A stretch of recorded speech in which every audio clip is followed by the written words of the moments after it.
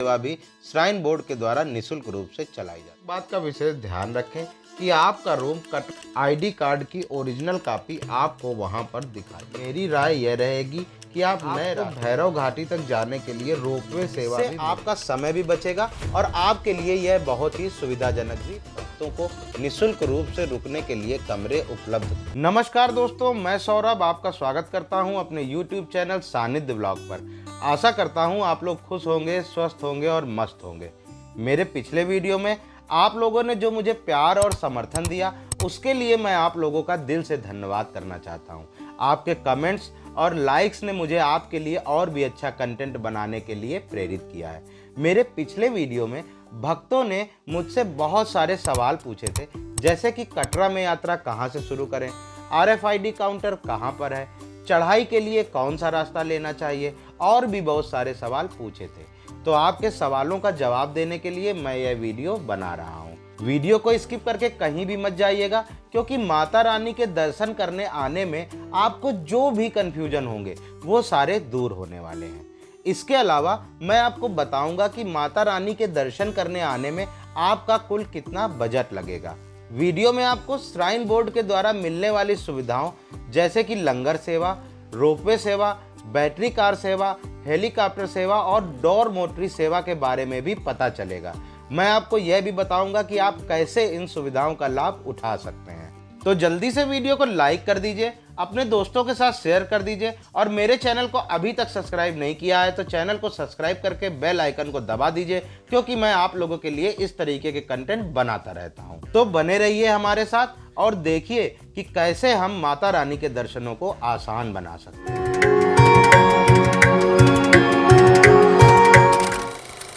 दोस्तों, माता वैष्णो देवी की यात्रा करने के लिए सबसे पहले आपको कटरा पहुंचना होता है और यहां से शुरू होता है आपकी यात्रा का पहला चरण। पहले के समय में भक्तों को जम्मू तवी तक ट्रेन से आना होता था और फिर वहां से बस या टैक्सी के माध्यम से लगभग 50 किलोमीटर का सफर तय करके कटरा तक पहुंचते थे। लेकिन अब समय बदल गया है और कटरा में भी रेलवे स्टेशन मौजूद है। तो दोस्तों, यदि आपके शहर से डायरेक्ट कटरा के लिए ट्रेन है तो आपको कोशिश यह करनी है कि आप कटरा तक ही टिकट बुक करें। इससे आपका समय भी बचेगा और आपके लिए यह बहुत ही सुविधाजनक भी रहेगा। लेकिन यदि आपके शहर से डायरेक्ट कटरा के लिए ट्रेन नहीं है तो ऐसी स्थिति में ही आप जम्मू तवी तक के लिए ट्रेन का टिकट बुक करें। जम्मू तवी से भी आपको कटरा तक पहुंचने के लिए बड़ी आसानी से बस तथा टैक्सी मिल जाती है। लेकिन दोस्तों, मेरी सलाह यह है कि यदि संभव हो तो कटरा तक डायरेक्ट पहुंचना ज़्यादा बेस्ट है। इससे आपके समय की भी बचत होगी और आपकी यात्रा भी ज़्यादा सुविधाजनक होगी। कटरा में पहुंचने के बाद आपको फ्रेश होने के लिए और स्नान आदि करने के लिए एक रूम की आवश्यकता होती है। तो इसके लिए आप किसी भी होटल या धर्मशाला में रूम बुक कर सकते हैं।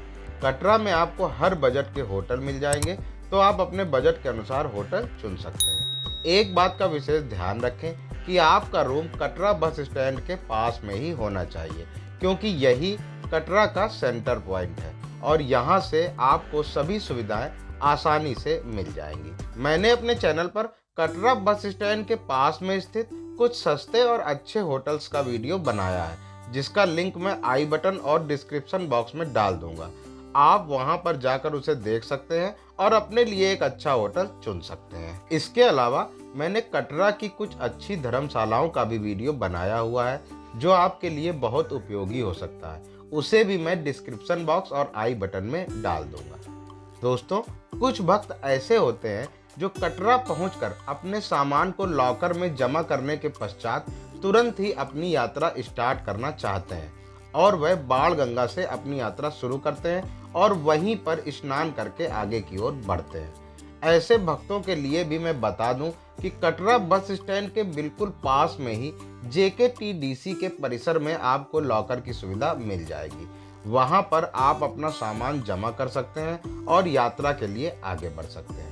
इसके साथ ही बाण गंगा पर भी आपको कुछ लॉकर वाले मिल जाएंगे, जहां पर आप अपना सामान जमा कर सकते हैं और यात्रा के लिए तैयार हो सकते हैं। RFID card. दोस्तों, माता वैष्णो देवी की यात्रा करने के लिए आपको एक महत्वपूर्ण कार्ड बनवाना होता है, जिसे RFID कार्ड कहते हैं। यह कार्ड माता रानी के भवन तक जाने वाले सभी भक्तों को बनवाना होता है और यह एक तरीके से ट्रैकिंग रूट का एक्सेस कार्ड भी होता है। इस कार्ड के बिना आप अपनी यात्रा को शुरू नहीं कर पाएंगे, इसलिए यह कार्ड बनवाना बहुत ज़रूरी है। इस कार्ड के द्वारा श्राइन बोर्ड को ट्रैकिंग रूट, भवन तथा अर्धकुंवारी पर भीड़ को मैनेज करने में भी मदद मिलती है। RFID कार्ड बनवाने के लिए श्राइन बोर्ड ने कटरा में विभिन्न स्थानों पर काउंटर भी बनवाए हुए हैं, तो आप कटरा रेलवे स्टेशन पर, कटरा बस स्टैंड के पास में, निहारिका कॉम्प्लेक्स में और ताराकोट मार्ग के स्टार्टिंग पॉइंट पर इस कार्ड को बनवा सकते हैं। ID कार्ड बनवाने के लिए आपके पास एक वैलिड ID प्रूफ जैसे कि आधार कार्ड होना आवश्यक है। ID कार्ड की ओरिजिनल कॉपी आपको वहां पर दिखानी पड़ेगी। साथ ही साथ काउंटर पर आपका फोटो खींचा जाएगा और इसके बाद आपको यह कार्ड इशू कर दिया जाएगा। आपके साथ जितने भी लोग होंगे सभी को RFID कार्ड बनवाने के लिए काउंटर पर उपस्थित होना होगा। 5 वर्ष से छोटे आयु के बच्चे जिनके पास कोई वैलिड ID कार्ड नहीं है, उनके लिए इस कार्ड को बनवाने की आवश्यकता नहीं रहती है, वह बिना RFID कार्ड के यात्रा कर सकते हैं। RFID कार्ड बनवाने के लिए जो काउंटर है वह सुबह 4 बजे से लेकर रात के 10 बजे तक खुले रहते हैं और RFID कार्ड बनवाने के बाद 8 घंटे तक आप कभी भी अपनी यात्रा को शुरू कर सकते हैं। RFID कार्ड बनवाने के बाद आपको अपनी यात्रा शुरू करनी होती है। वैसे तो आप 24 घंटे में कभी भी अपनी यात्रा शुरू कर सकते हैं, लेकिन कुछ बातों का ध्यान रखना जरूरी है। यदि आप कटरा सुबह जल्दी पहुंच गए हैं और ट्रेन में आपकी नींद पूरी हो चुकी है, तो आप कटरा में स्नान आदि करके जल्दी से अपनी यात्रा शुरू कर दीजिए। इससे आपको रात्रि के समय में ज़्यादा ट्रैकिंग नहीं करनी पड़ेगी और दिन के समय में ट्रैकिंग करते हुए आप शानदार नज़ारों का आनंद भी ले पाएंगे। लेकिन यदि आप कटरा देर शाम तक पहुंच रहे हैं, तो आप कटरा में होटल बुक करके रुक जाइए और प्रॉपर आराम कर लीजिए। रात में 10 बजे के पहले अपना RFID कार्ड बनवाकर तथा भोजन करके सो जाइए और अगले दिन सुबह जितनी जल्दी हो सके 3 बजे या 4 बजे अपनी यात्रा स्टार्ट कर दीजिए। सुबह जल्दी यात्रा करने से आपको एक और फायदा होगा, आप अर्धकुंवारी पर नंबर लेकर जब आगे भवन तक के लिए जाएंगे तो भवन पर माता रानी के दर्शन करने के बाद आपको भैरव घाटी तक जाने के लिए रोपवे सेवा भी मिल जाएगी, क्योंकि रोपवे सेवा सुबह 8 बजे से शाम के 5 बजे तक ही चलती है। अपनी यात्रा शुरू करने से पहले भक्तों को सबसे ज़्यादा कन्फ्यूजन यह रहती है कि वह किस रूट से अपनी यात्रा करें। कटरा से माता रानी के भवन तक जाने के 2 रास्ते हैं, पुराना रास्ता और नया रास्ता। दोनों रास्तों की अपनी अपनी खूबियां और खामियां हैं, इसलिए कोई भक्त नए रास्ते को बेहतर मानते हैं और कोई भक्त पुराने रास्ते को बेहतर मानते हैं। तो चलिए हम इस कन्फ्यूजन को दूर करते हैं। सबसे पहले हमें दोनों रास्तों के बारे में समझना होगा।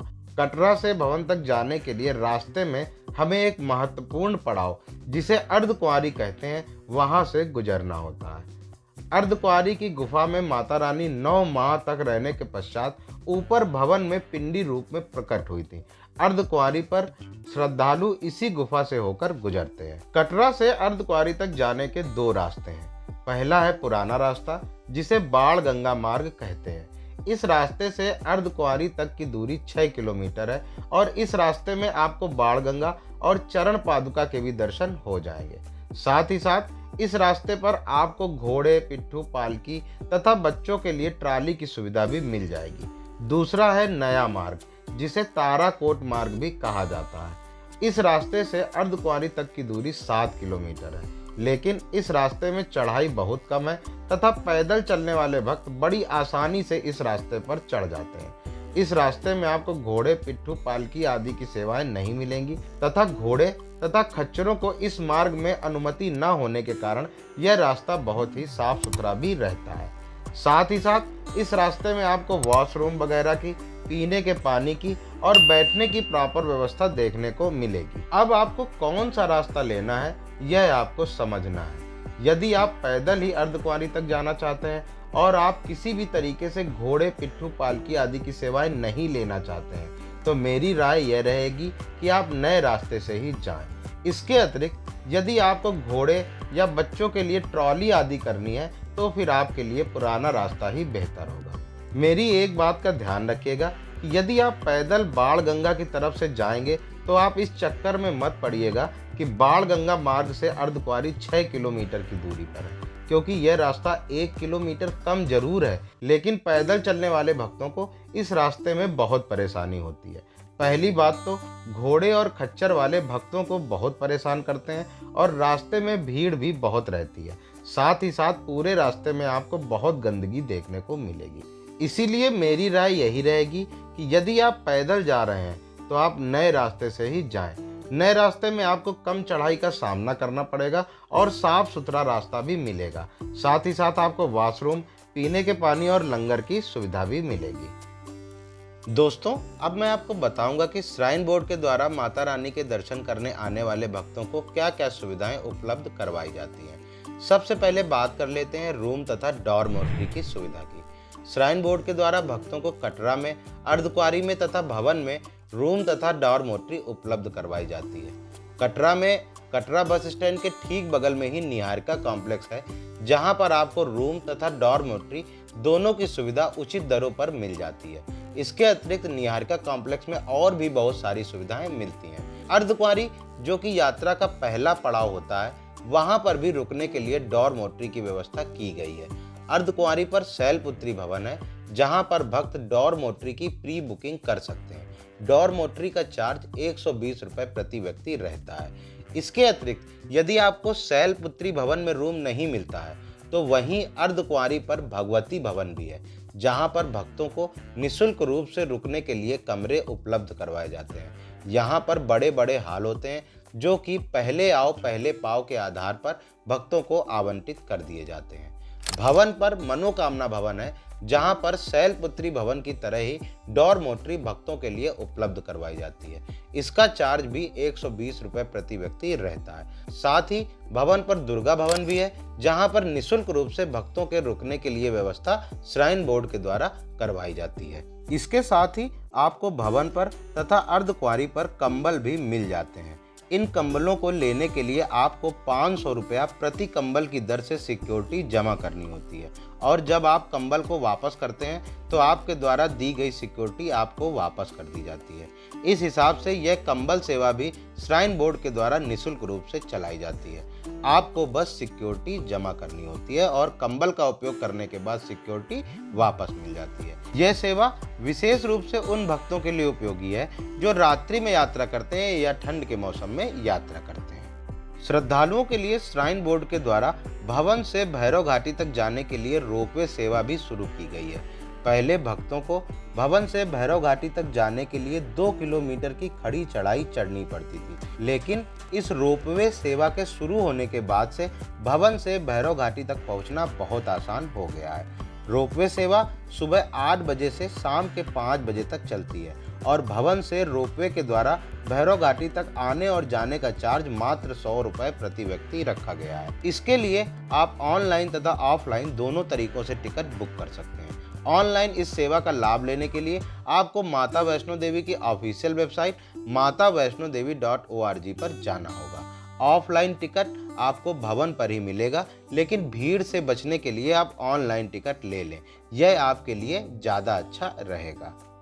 बैटरी कार सेवा श्रद्धालुओं के लिए अर्धकुंवारी से भवन तक जाने तथा आने के लिए श्राइन बोर्ड के द्वारा बैटरी कार की भी सुविधा की गई है। भक्त अर्धकुंवारी से भवन तक बैटरी कार से जा सकते हैं और भवन से वापस अर्धकुंवारी तक के लिए भी बैटरी कार का प्रयोग कर सकते हैं। यह सेवा सुबह 7 बजे से लेकर शाम के 7:30 बजे तक विभिन्न स्लॉटों में उपलब्ध रहती है। इसका चार्ज अर्धकुंवारी से भवन तक का 450 रुपये और भवन से अर्धकुंवारी तक का 350 रुपये प्रति व्यक्ति रहता है। इस सेवा का लाभ लेने के लिए आप ऑनलाइन तथा ऑफलाइन दोनों तरीकों से टिकट बुक कर सकते हैं। ऑनलाइन टिकट लेने के लिए आपको माता वैष्णो देवी की ऑफिशियल वेबसाइट पर जाना होगा और ऑफलाइन टिकट अर्धकुंवारी से ही पहले आओ पहले पाओ के आधार पर मिलते हैं। तो यदि आपका बैटरी कार से जाने का प्लान है तो यह टिकट आप पहले ही बुक कर लें, नहीं तो अधिक भीड़ की स्थिति में वहां से बैटरी कार का टिकट मिलने की संभावना बहुत कम होती है। इसके साथ ही जो दिव्यांग श्रद्धालु होते हैं उनके लिए यह बैटरी कार सेवा पूरी तरीके से निःशुल्क रहती है। हेलीकॉप्टर सेवा आपको कटरा से हेलीकॉप्टर मिलेगा और सीधा सांझी छत पर छोड़ेगा, जहां से माता का भवन लगभग 2 किलोमीटर की दूरी पर है। हेलीकॉप्टर सेवा सुबह 8:30 बजे से शाम के 7 बजे तक चलती है, जिसका एक तरफ का चार्ज 2110 रुपये तथा दोनों तरफ का चार्ज 4220 रुपये है। यदि आपको हेलीकॉप्टर सेवा का लाभ लेना है तो आप कोशिश कीजिए कि आप एक साथ टिकट बुक ना करें। जाने और आने का टिकट अलग अलग बुक करें, क्योंकि एक साथ टिकट बुक करने में आपके ऊपर टाइम से वापस आने का प्रेशर रहता है। तो आप अपने अनुसार टाइम सेलेक्ट करके उस टाइम स्लॉट के अनुसार ही टिकट बुक करें। यह टिकट भी आप ऑनलाइन तथा ऑफलाइन दोनों माध्यम से बुक कर सकते हैं। ऑनलाइन टिकट बुक करने के लिए आपको माता वैष्णो देवी की ऑफिशियल वेबसाइट पर जाना होगा और ऑफलाइन टिकट आप कटरा बस स्टैंड के पास में स्थित निहारिका भवन से ले सकते हैं। इस विषय में भी मेरी राय यही रहेगी कि आप टिकट को ऑनलाइन ही बुक करें। दोस्तों, अब मैं आपको बताता हूं कि जब आप भवन तक जाने के लिए ट्रैकिंग स्टार्ट करेंगे तो आपको अपने साथ क्या क्या सामान रखना होगा। आपको अपने साथ अपनी ज़रूरी दवाइयाँ, एक पानी की बोतल और एक जोड़ी कपड़े जरूर रखने होंगे। इसके साथ ही नीचे चाहे जितनी भी गर्मी हो, आपको एक गर्म कपड़ा जरूर रखना चाहिए, क्योंकि भवन पर और भैरव घाटी पर ठंड रहती है। यदि आपके साथ छोटे बच्चे हैं तो उनके लिए एक जोड़ी कपड़े एक्स्ट्रा लेकर चढ़ाई करें। इसके साथ ही आप अपने बैग में कुछ फ्रूट्स और कटे हुए नींबू लेकर जा सकते हैं, जो कि आपके बहुत काम आएंगे।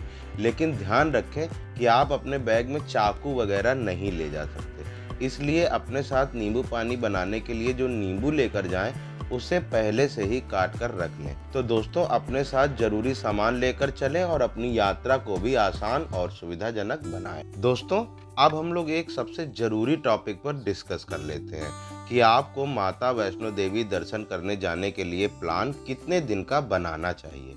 यदि आप पैदल ही चढ़ाई करने की योजना बना रहे हैं तो आपको कटरा से माता रानी के दर्शन करने जाने और दर्शन करके वापस कटरा आने में लगभग 2 दिन का समय लग जाएगा। इसके साथ ही कटरा में घूमने के लिए और भी बहुत सी अच्छी अच्छी जगहें और मंदिर हैं, जिसके विषय में भी मैंने अलग से वीडियो बनाया हुआ है। तो आप उन जगहों पर भी घूमने जरूर जाइए, जिसके लिए आपको अपने प्लान में एक दिन और जोड़ना पड़ेगा। इसके साथ ही कटरा से लगभग 80 किलोमीटर की दूरी पर बाबा शिव का प्रसिद्ध मंदिर शिव खोड़ी है। यहाँ तक जाने और आने में लगभग पूरे दिन का समय लग जाता है। आप शिव खोड़ी तक बस से भी जा सकते हैं और टैक्सी करके भी जा सकते हैं। बस का चार्ज लगभग 250 से 300 रुपये प्रति व्यक्ति रहता है और टैक्सी वाले सीजन के हिसाब से 2500 से 3500 रुपये के बीच में चार्ज करते हैं। आपके लिए जो भी सुविधाजनक हो आप उसका प्रयोग कर सकते हैं, क्योंकि दोनों ही तरीके शिव खोड़ी जाने के लिए अच्छे हैं। इस हिसाब से आपको माता वैष्णो देवी के दर्शन, बाबा शिव खोड़ी के दर्शन और वैष्णो देवी के आसपास जो घूमने की प्रमुख जगह हैं उनको घूमने के लिए लगभग 4 दिन का प्लान बनाना चाहिए। इसमें मैंने आपके आने और जाने के समय को इंक्लूड नहीं किया है। दोस्तों, अब हम बात करते हैं कि आपका इस यात्रा में कितना खर्च आने वाला है। तो दोस्तों, मैं आपको थोड़ा सा संक्षिप्त रूप से बता देता हूं कि यदि आप पूरे परिवार के साथ जा रहे हैं और आपके परिवार में लगभग 4 लोग हैं, तो यदि आप बस से शिव खोड़ी जाएंगे और हेलीकॉप्टर या बैटरी कार आदि की सेवाएं नहीं लेंगे, तो आपका होटल, खाना पीना सब कुछ मिलाकर लगभग 3 से 3500 रुपये प्रति व्यक्ति के हिसाब से खर्च आएगा। इसमें मैंने आपके आने और जाने के खर्चे को इंक्लूड नहीं किया हुआ है। लेकिन यदि आप हेलीकॉप्टर या बैटरी कार आदि की सेवाएं लेते हैं और बहुत ज़्यादा हाई फाई होटल में रुकते हैं, तो आपका खर्चा बढ़ भी सकता है। माता वैष्णो देवी की यात्रा करना एक अद्भुत अनुभव है और मैंने इस वीडियो में आपको इस यात्रा के लिए आवश्यक सभी जानकारी प्रदान करी है। चाहे आप पैदल चढ़ाई करना चाहते हैं या हेलीकॉप्टर से जाना चाहते हैं, मैंने आपको सभी विकल्पों के बारे में विस्तार से बता दिया है। इसके साथ ही मैंने आपको यह भी बता दिया है कि आपको अपनी यात्रा के लिए कितना खर्चा करना पड़ सकता है और आपको क्या क्या सावधानियां बरतनी चाहिए। तो दोस्तों, यदि आप माता वैष्णो देवी की यात्रा करने की योजना बना रहे हैं तो मुझे उम्मीद है कि यह वीडियो आपके लिए बहुत उपयोगी होगा। अब दोस्तों, मुझे आपकी प्रतिक्रिया का इंतजार है। यदि आपको यह वीडियो पसंद आया है तो कृपया इसे लाइक करें, अपने दोस्तों के साथ शेयर करें। इसके साथ ही मेरे चैनल को सब्सक्राइब करें और बेल आइकन को दबा दें ताकि आपको मेरे नए वीडियोज़ की जानकारी मिलती रहे। और हाँ, कमेंट बॉक्स में अपने विचार और सुझाव ज़रूर शेयर करें। आपके कमेंट से मुझे पता चलता है कि आपको यह वीडियो कैसा लगा और मैं अपने अगले वीडियोज में आपकी बातों को ध्यान में भी रखता हूँ। इसी के साथ मैं लेता हूँ आपसे विदा। मिलता हूँ किसी अगले वीडियो में। तब तक के लिए खुश रहिए, मस्त रहिए। मेरी और मेरी टीम की तरफ से माता रानी के दर्शन करने आने वाले सभी भक्तों को बहुत बहुत शुभकामनाएं। माता रानी आप लोगों पर अपनी कृपा बनाए रखे। जय माता दी।